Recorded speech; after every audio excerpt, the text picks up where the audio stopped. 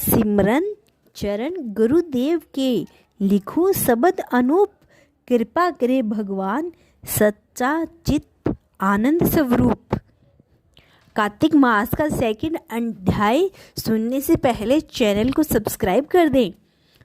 कृपा करके भगवान श्री कृष्ण आगे बोले, हे प्रिय, जब गुणवती को राक्षस द्वारा अपने पति एवं पिता के मारे जाने का समाचार मिला तो वह विलाप करने लगी। हे नाथ, हे पिता, मुझको त्याग कर तुम कहाँ चले गए? मैं अकेली स्त्री तुम्हारे बिना अब क्या करूँगी? अब मेरे भोजन वस्त्र आदि की व्यवस्था कौन करेगा? घर में प्रेम पूर्वक मेरा पालन पोषण कौन करेगा? मैं कुछ भी नहीं कर सकती। मुझे विधवा की रक्षा कौन करेगा? मैं कहाँ जाऊँ? मेरे पास तो कोई ठिकाना भी नहीं रहा। इस प्रकार विलाप करते हुए गुणवती चक्कर खा धरती पर गिर पड़ी और बेहोश हो गई। बहुत देर बाद जब उसे होश आया तो वह पहले की ही भांति करुण विलाप करते हुए शोक सागर में डूब गई। कुछ समय के पश्चात जब वह संभली तो उसे ध्यान आया कि पिता और पति की मृत्यु के बाद मुझे उनकी क्रिया करनी चाहिए जिससे उनकी गति हो सके। इसीलिए उसने अपने घर का सारा सामान बेच दिया और उसे प्राप्त धन से उसने अपने पिता एवं पति की श्रद्धा आदि कर्म किया।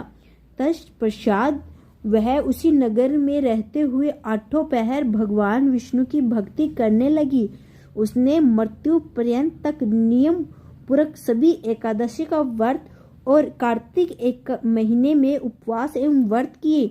हे प्रिय, एकादशी कार्तिक व्रत मुझे बहुत ही प्रिय है। इनसे मुक्ति, भक्ति, पुत्र तथा संपत्ति प्राप्त होती है।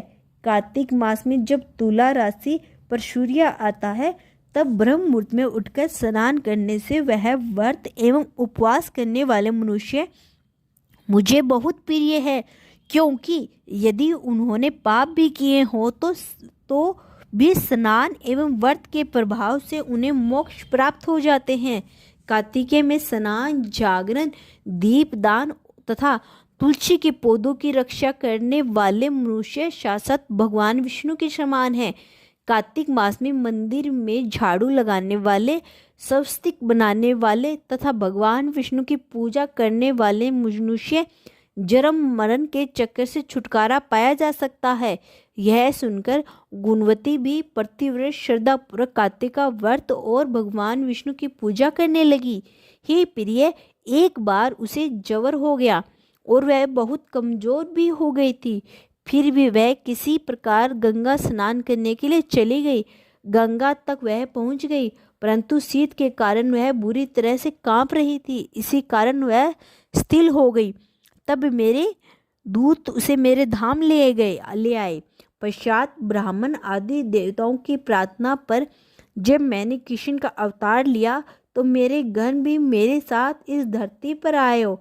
उस समय यादव तुम्हारे पिता पूर्व जन्म में देव शर्मा थे, तो उस समय सहयात्री एवं पूर्व जन्म के चंद्र शर्मा जी जो तुम्हारा पति था वह डाकू है।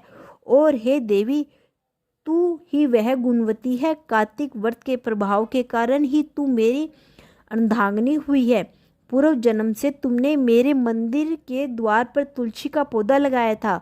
उस समय वह तेरे महलों के आंगन में कल्प वृक्ष के रूप में विद्यमान है।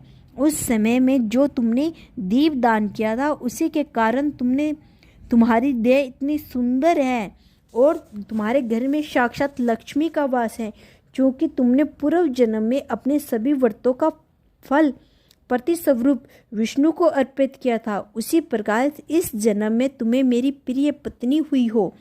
पूर्व जन्म में तुमने नियमपूर्वक जो कार्तिक मास का व्रत किया था उसी के कारण मेरा और तुम्हारा कभी वियोग नहीं हुआ।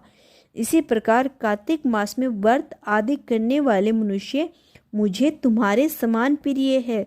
दूसरे जप, तप, यज्ञ, दान आदि करने से प्राप्त फल कार्तिक मास में किए गए व्रत के फल में बहुत थोड़ा होता है। अर्थात कार्तिक मास में व्रतों को 16 भाग भी नहीं होता। इसी प्रकार सत्यभामा भगवान श्री कृष्ण के मुख से अपने पूर्व जन्म का पुण्य का प्रभाव सुनकर बहुत खुश हुई। जय श्री कृष्णा। अगर आपको वीडियो पसंद आई हो और इसी तरह की वीडियो व्रत कथा किसी भी प्रकार की सुनना चाहते हो तो चैनल को सब्सक्राइब करें।